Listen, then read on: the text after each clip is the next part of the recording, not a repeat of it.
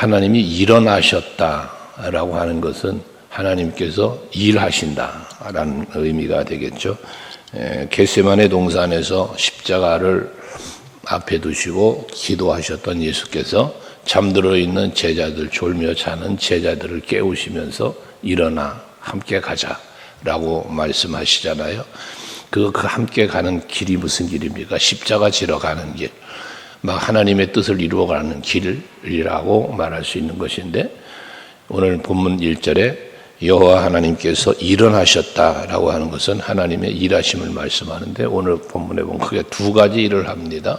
하나는 악인의 멸망이요 의인에겐 은혜와 복을 베풀어 주심을 말씀하고 있습니다.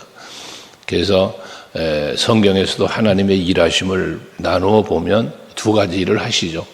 택한 백성을 위하여 하시는 일, 그리고 악인과 그들을 대적하는 자들을 위하여 하시는 일, 다른 말로 말하면 하나님의 말씀에 순종하며 사는 자를 위하여 하시는 일, 하나님의 말씀을 거역하며 불순종하는 자를 위하여 하시는 일, 하나님께 감사와 찬송과 영광을 돌려야 하시는 일, 또 하나님 앞에 원망과 불평을 하는 사람들을 향하여 하시는 일, 다양하게 하나님이 하시는 일을 우리는 생각해 보게 되어지는데, 오늘 이 아침에 예배하시는 여러분 모두는 하나님께서 일하시되 나를 위하여 일하시되 그 일하심이 내게 은혜가 되고 복되기를 축복합니다. 그것이 하나님의 일하심인데요. 보시면 1절에 원수들은 흩어지며 주를 미워하는 자들은 주 앞에서 도망하리이다 라고 말씀하고 있습니다. 하나님 앞에서 악인들이 멸망을 당하는데 악인이 누구냐? 하나님 본문에서 말하는 악인은 원수라고 말하고 있으면서 또 하나는 주를 미워하는 자라라고 말씀하고 있습니다. 원수는 하나님과 원수되는 자잖아요. 하나님과 원수되는 자예요. 근데 로마서 8장에 보면 7절에 5절 이하의 말씀이 있어 그러죠. 육신을 따르는 자는 육의 생각을, 영을 따르는 자는 영의 생각을 한다 하면서 7절에 보면 육신의 생각은 하나님과 원수가 된다 그렇게 말을 해요. 그러니까 하나님과 원수는 누구냐? 육신의 생각과 육신의 삶에 매여 하나님을 잃어버리고 사는 사람, 이 사람은 곧 하나님 앞에 원수된 삶을 살아가는 사람이라는 것이죠. 바로 이러한 사람들을 하나님께서는 뭐 하십니까? 그 앞에서 도망간다, 흩어진다라는 것은 하나님 앞에 살 수 없는 자가 되는 거예요. 하나님의 일하심에 은혜 안에 살지 못하는 자가 되어진다는 것이죠. 그런데 그러나 하나님을 사랑하는, 하나님과 원수된 자, 하나님 주를 미워하는 자는 하나님에게로부터 흩어지고 또 도망갈 수밖에 없지만, 하나님을 사랑하는 사람은 어떻게 됩니까? 잠언 8장 17절 말씀에 보면 하나님을 사랑하는 사람에 대해서 말하기를 나를 사랑하는 자가 나의 사랑을 입으며 라고 말씀을 해요. 나를 간절히 찾는 자가 나를 만날 것이다. 그러니까 하나님과 원수된 자는 그 앞에서 도망을 쳐야 되지만, 흩어지게 되지만, 그러나 하나님을 사랑하고 하나님을 찾는 사람은 하나님의 사랑을 입고 하나님을 만나고 함께 할 수 있는 삶을 살게 되어진다는 거예요. 뿐만 아니라 로마서 8장 28절 말씀도 보면 하나님을 사랑하는 자, 곧 그의 뜻대로 입으신 자들에게는 모든 것을 합력하여 선을 이루신다고 그럽니다. 그러니까 우리가 하나님을 사랑하는 자가 되어야 될 것이냐, 하나님과 원수된 자가 되어야 할 것이라는 거예요. 앞에서 말한 것처럼 하나님과 원수되는 것은 하나님과 막 싸운 것이 원수가 아니라 하나님의 뜻 안에서 하나님을 생각하고 사는 게 아니라, 성령이 주시는 생각을 갖고 사는 게 아니라 육체에 매여 사는 사람은 결과적으로 하나님과 원수된 자다. 시편 1편에서도 말씀한 것처럼 죄인의 길에 서지 않는다라고 하지 않았습니까? 복 있는 사람은 하나님의 은혜 안에서 그의 일하심 속에서 살아가는 사람은 이런 은혜를 누리며 살게 된다는 것이에요. 그래서 요한복음 14장 15절에도 예수께서 말씀하시지만 나를 사랑하는 자는 나의 계명을 지키는 자라야 한다 라고 말씀하지 않습니까? 결국 순종이냐 불순종이냐가, 하나님을 바라보고 의지하고 사느냐 그렇지 않느냐가 악인과 의인을 구별하게 되어진다는 거 볼 수 있다는 것이에요. 그래서 2절에 보면 그 악인의 멸망에 대해서 말씀하고 있는데 연기가 불려가듯이 그들을 몰아내소서 불 앞에서 미리 녹음같이 악인이 하나님 앞에서 망하게 하소서. 안개가 바람이 불면 싹 사라져 없어지는 것처럼이에요. 불을 위에 밀랍을 놓으면 촛불 같은 거, 불을 피면 초가 다 녹아내리는 것처럼 흔적 없이 사라지는 걸 말하는 거예요. 악인들은 그렇게 멸망을 당하게 된다는 것이죠. 그렇게 되게 해달라는 꼭 기도하는 거예요. 그러면서 의인에 대해서는 4절 이하에 말씀하고 있는데 의인에게는 하나님께서 뭐합니까? 복을 내려주시는 거예요. 근데 그 복은 어떤 복을 주시는가? 4절에 보면 하나님께 노래하며 3절에 의인은 기뻐하여 하나님 앞에서 뛰놀며 기뻐하고 즐거워할지어다 라고 말씀하고 있습니다. 원수는 대적은 하나님 앞에서 도망을 치고 흩어지지만 의인은 하나님 앞에서 살면서 기뻐하고 즐거워하고 노래하며 산다는 거예요. 그 삶이 너무나 대조적인 것이죠. 가장 중요한 건 뭐냐? 하나님 앞에서 사느냐 쫓겨나느냐라는 것 아니겠어요? 우리가 하나님의 나라 천국을 바라볼 때도 우리는 그 보좌 앞에 나아가 거기서 누릴 수 있는 모든 누림을 누리는 것이지만 그러나 천국에 이르지 못하는 자들은 저 지옥으로 버림받아서 영원한 영벌에 살게 되어진다는 것과 같다고 보면 되겠죠. 그래서 어쨌든 의인은 기뻐하면서 하나님 앞에서 놀고 하나님 앞에서 즐거워하며 살게 될 것이라는 겁니다.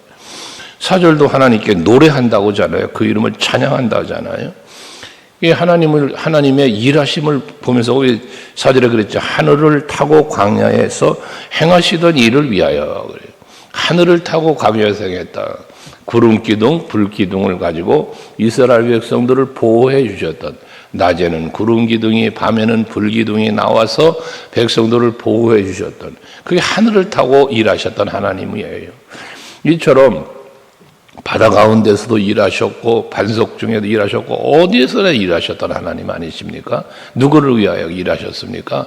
이스라엘 백성을 위하여 일하신 겁니다. 출애굽의 역사가 그랬던 것처럼 오늘날 우리들이 살고 있는 현실에도 하나님은 그렇게 일하고 계신다는 거잖아요. 코람데오의 신앙을 우리가 말하지만 하나님 앞에서 우리가 산다는 것은 그게 우리에게 복이 되고 은혜가 된다는 거예요. 하나님을 내가 인식하면서 지금도 내가 하나님의 품에 있다. 하나님의 손에 붙잡혀 산다. 이거보다 큰 은혜가 어디 있겠습니까? 그분이 나를 위하여 일하시니 모든 일이 즐겁고 기쁘고 행복해지는 거예요. 그걸 누리며 사는 거예요. 감사와 찬송하며 사는 것입니다. 4절 뒤에도 보면 그 이름 여호와시니 그의 앞에서 뛰놀지어다라고 또 말하잖아요. 그렇게 즐겁고 행복한 삶을 살 수 있도록 하나님은 우리를 위해서 일해 주신다는 말씀을 합니다. 5절도 그의 거룩한 처소에 계신 하나님은 고아의 아버지시며 과부의 재판장이시다라고 말씀합니다.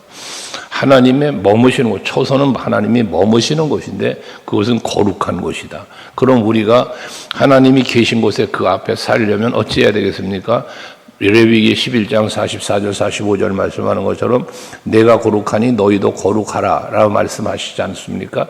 하나님이 거룩한 곳에 계신데 내가 하나님 앞에서 즐거워하며 기뻐하며 춤추며 노래하며 산다? 그럼 내가 머무는 곳도 거룩한 곳이어야 한다는 겁니다. 왜 예수께서 누구든지 나를 따라오려거든 자기 십자가를 지고 나를 따라오라고 말씀할까요? 자기 십자가가 뭡니까? 두 가지 의미가 될 텐데 하나는 내 죄를 십자가에 못 박는 바울처럼 내 자아를 죽이는 그러한 행동일 것이고 또 하나는 주어진 사명을 감당하는 것이라고 말할 수 있습니다. 예수께서 지신 십자가는 단순한 고난의 십자가가 아니잖아요. 우리의 구원을 위한 하나님의 뜻과 하나님의 계획을 이루시기 위한 순종의 길을 걸어가신 것이 예수님의 십자가예요. 사명이에요, 사명. 그러니까 나의 원대로 마시옵고 아버지 원대로 하옵소서 하시고 걸어간 길이 십자가를 지신 길이었단 말이죠. 그냥 네가 지어야 할 십자가를 지고 날 따라오라는 의미는 내가 감당해야 될 나에게 주어진 사명을 잘 감당하면서 예수 따라가는 것이 옳다는 것이잖아요. 그게 거룩한 처소에 거하는 하나님 앞에 나아가는 우리들의 모습인 겁니다. 그래서 예수께서 친히 말씀하신 대로 내가 곧 길이요 진리요 생명이니 나로 말미암지 않고는 아버지께로 올 자가 없다잖아요. 하나님 앞에 그 보좌 앞에 나아갈 수 있는 길은 오직 유일한 길, 예수 바라보고 예수 따라가는 길이란 말이거든요. 그렇게 예수님을 따라가려니까 자기 십자가를 지고 따라가야 된다는 거예요. 이게 거룩해지기 위한 우리의 노력입니다. 근데 그 거룩한 곳에 계신 하나님은 고아의 아버지고 과부의 제판자, 고아와 과부를 이야기합니다. 고아와 과부는 앞에서도 율법에서도 계속 모세오경에서도 말씀하셨던 거지만 하나님이 고아와 과부를 긍휼히 여기고 불쌍히 여기고 저들을 도와줘야 할 것을 말씀을 하시지 않았습니까? 왜 그렇습니까? 저들은 약한 자입니다. 보호받아야 될 대상자들입니다. 하나님은 그런 자들에게 그들을 도와준다는 거예요. 약한 자를 도우시는 하나님의 은혜를 말씀하고 있습니다. 미천한 자에게 은혜 베푸시는 하나님을 말씀하고 있는 거예요. 고린도전서 1장 27절 28절 말씀에 보면 약한 자를 들어 강한 자를 부끄럽게 하신다잖아요. 없는 자를 들어 있는 자를 부끄럽게도 하신다잖아요. 이게 하나님이 약한 자를 들어서 하나님께서 도우시고 은혜 베풀어 그가 강한 자보다 더 강하게 해주시는 하나님이심을 말씀하는 겁니다. 이게 하나님의 긍휼과 사랑 아니에요? 신명기서에서 우리가 말씀을 묵상했던 것처럼 하나님은 긍휼히 여길 자를 긍휼히 여기고 불쌍히 여길 자를 불쌍히 여기신다고도 말씀을 했습니다. 이것처럼 우리는 하나님의 긍휼과 불쌍히 여김의 은혜를 입고 사는 거예요. 죄와 허물 가운데서 죽었던 우리를 살리신 것도 하나님의 은혜지 않습니까? 우리의 구원도 하나님의 은혜라고 말씀하시죠. 모든 것이 하나님의 은혜예요. 바울의 고린도전서 15장 10절 말하는 것처럼 내가 나 된 것은 하나님의 은혜로 된 것이다라는 것처럼 하나님은 우리에게 이런 은혜와 긍휼을 베풀어 참 벌레 같은 나, 티끌 같은 나, 먼지 같은 나, 성경에 표현한 지렁이 같은 너 야곱아 아주 형편없고 보잘것없어 나의 존재를 말하는 거 아닙니까? 그런데 그러한 나에게 하나님 은혜를 베풀어 하나님의 자녀가 되게 해주시고 영원한 하나님의 나라 하나님이 계신 그곳으로 우리를 인도하셔서 영원한 누림 속에 살게 해주시는 그 은혜, 이것이 바로 하나님께서 베푸시는 은혜 아니겠습니까? 우리같이 약한, 여기 꼭 고아와 과부라고 표현했지만 약한 자를 말하는 거예요. 그런 자들에게 은혜를 베푸신다는 거죠. 6절에 보면 형통하게 하신다는 말씀을 합니다. 형통하게 하시는데 거기 보면 고독한 자들을 가족과 함께 살게 하시며 라고 말씀하시고 있고요. 갇힌 자들은 이끌어내사 형통하게 하신다 라고 말씀하고 있습니다. 그러니까 하나님께서 이처럼 뭔가 소외되고 약하고 하나님의 은혜와 긍휼을 입어야 할 자들을 끄집어내셔서 저들에게 은혜를 베푸시는 것이 형통하게 하시는 그 은혜를 누리게 하셨다는 거예요. 여러분 요셉 같은 경우를 보십시오. 형제들에게 버림받아요. 그래서 애굽으로 노예로 팔려간 거 아닙니까? 하지만 하나님은 그를 붙잡아 주셨고 그를 세워주셔서 애굽의 총리가 되는 게 끝이 아니라 이스라엘 백성들이 하나님의 언약을 성취하는 통로로 하나님은 사용하셨다는 것입니다. 야곱의 12 아들 중에 참으로 11번째 아들로 태어나서 어떻게 보면 존재 자체가 좀 무의미하다는 건 그렇겠습니다만 형제들에게 그런 버림받는 그런 존재밖에 될 수 없었고 노예로 살다 죽을 수밖에 없었던 어쩌면 참 불쌍한 사람의 존재 아니었겠어요. 근데 하나님이 그를 붙잡아 주신 거예요. 그와 함께 해주신 거예요. 그래서 형통한 자가 되게 해주셨던 거 아니겠어요? 창세기 39장 2절에 보면 그것처럼 그 말씀을 하시는 거예요. 여호수아에게도 여호수아서 1장 9절에 보면 넌 강해라 담대하라. 자르나 우러나 치우치지 말아라. 내가 너와 함께 할 것이다. 라는 말씀을 주시지 않습니까? 이것처럼 하나님이 함께 하시고 하나님이 도와주시면 내가 아무리 약할지라도 내가 아무리 부족할지라도 하나님이 나를 붙잡아 주시기만 하면 하나님이 나를 세우시고 도와주시기만 하면 하나님이 일하시고 역사하시기만 하면 형통한 자가 될 수 있다는 것입니다. 우리 서강교회 하나님이 세우신 교회입니다. 여러분들은 그리스도의 몸된 지체들입니다. 하나님은 우리 교회를 붙잡고 일하시고 있습니다. 여러분을 붙잡고 일하실 겁니다. 하기에 모든 범사가 잘 되실 겁니다. 이 믿음을 가지고 여러분들이 기뻐하며 즐거워하며 하나님께 감사하며 사는 여러분 되셔야 합니다. 7절 이하에도 보면 광야를 행하여 나아갈 때에 하나님께서 광야에서 그 행진할 때 백성 앞에서 나갔다 하잖아요. 백성 앞에서. 출애굽기 23장도 말씀을 여러분들에게 여러 번 드렸지만 하나님은 광야에서 가나안을 향하여 가실 때 언제나 앞서 가시는 하나님이라고 말씀했어요. 내가 너보다 앞서 가겠다.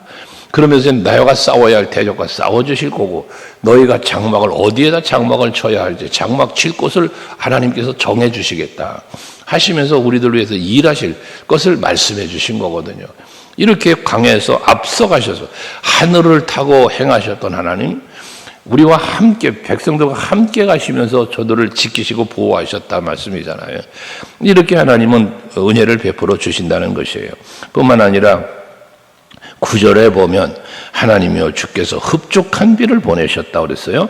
주의 그 기업이 곤핍할 때에 주께서 그것을 견고하게 하셨다라고 말씀하고 있습니다. 흡족한 비라는 것은 부족함이 없는 걸 말합니다. 우리가 광야 생활은 고난이라고 생각을 하는 경우가 많습니다.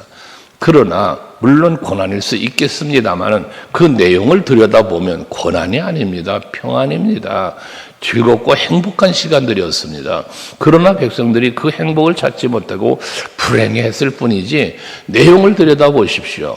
저들이 말씀드렸던 것처럼 낮에는 구름 기둥이 시원하게 해주지 밤이면 구름 기둥이 따뜻하게 해줄 뿐만 아니라 길을 보여주시지 아침마다 자기들이 곡식을 씨 뿌리고 거두어들이지 않아도 만나를 내려주셔서 먹게 하시지 목마르면 엘림에 이르러 쉼도 주시고 마실 물도 주시고 쓴 물을 달게도 하시고 반석에서 물도 내시며 마실 물도 주셨지 고기 먹고 싶어 하니 메추라기 때 보내어 고기도 먹여주시지 이 하나님이 하신 일을 가만히 생각을 해보세요.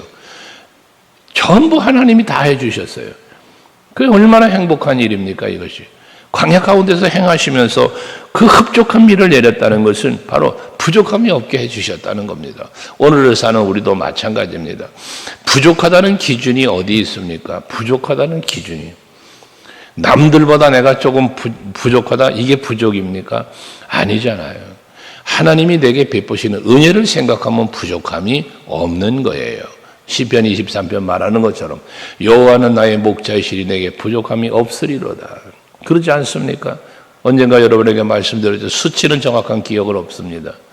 냉장고 문을 열었을 때 먹을 음식이 있다면 전 세계 인구 중에 아주 몇 프로에 해당되는 부자라잖아요. 하늘이 덮인 지붕 아래서 잠만 자도 부자라잖아요. 여러분 통장에 잔고가 10원이라도 있으면 부자라잖아요. 이게 여러분 그게 우리가 내가 누릴 수 있는 행복을 찾아가는 사람의 생각이며 삶인 거예요. 여러분도 하나님께서 이처럼 우리에게 흡족한 비를 내리신 거 오늘도 여러분에게 그 흡족한 비를 내려주실 줄로 믿으시고 그 하나님이 하시는 일을 감사하면서 사시길 바라요. 견고하게 하신답니다. 이 견고함은 무엇입니까? 무너지지 않는 겁니다. 흔들리지 않는 거예요. 우리는 살다가 흔들려요. 마음이 열정이 식어져요. 이게 여러분 약해지고 이런단 말이에요. 이거 그러지 않도록 하나님은 견고하게 해주신다는 거예요. 그리스도 예수로 말미암아 이김을 주시는 하나님께 감사한다 하면서 사랑하는 형제들아 견실하며 흔들리지 말며 그러잖아요. 시편 16편 8절에 묵상했던 것처럼 다윗은 여호와를 항상 내 앞에 모시며 그가 내 우편에 계심으로 내가 흔들리지 아니하리로다라는 말씀을 하지 않습니까? 다윗의 생애가 얼마나 힘들었습니까? 고난의 순간이 많았습니까? 죽음의 위기. 하지만 하나님과 동행하는 삶 속에서 그는 바위골 속에 숨어서도 하나님의 품에 안김을 노래했고 유대 광야에 도망쳐가 있으면서도 주님의 날개 아래 내가 거한다고 찬양하고 있는 그의 모습이며 우리가 본받아야 할 신앙인 것입니다. 환경과 상황을 보기 전에 하나님의 은혜와 손길을 볼 수 있는 여러분들이 되시기를 바라고 그 은혜를 누릴 수 있는 여러분 모두가 되시기를 바랍니다. 왜? 여러분은 악인이 아니라 하나님의 보호받는 의인이요 하나님의 자녀이기 때문에 그런 것입니다. 오늘도 그 은혜 안에서 살아가시는 복된 날 되시기를 축복합니다. 기도하겠습니다.